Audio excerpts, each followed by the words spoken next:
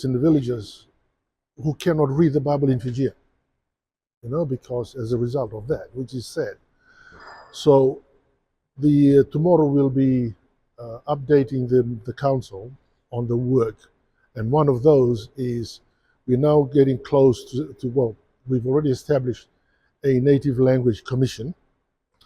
At the moment, this people the Fijian language words are being created at some institutions.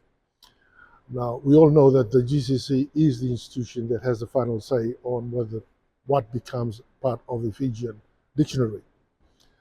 But because we don't have any, we will need to have a commission.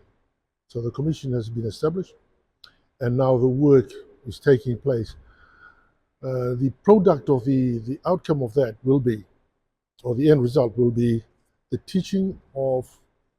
compulsory teaching of the Fijian language from class 1 to class 3, the teaching of the traditional culture in school from class 1 to class 3.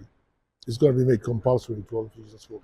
When I say it's a Fijian school, everybody is entitled to do that. So, the Indian schools, they can do that, the Rotuma schools, the Chinese schools, something that has been prohibited by law. But that's what will be the outcome. And I'll be updating the chiefs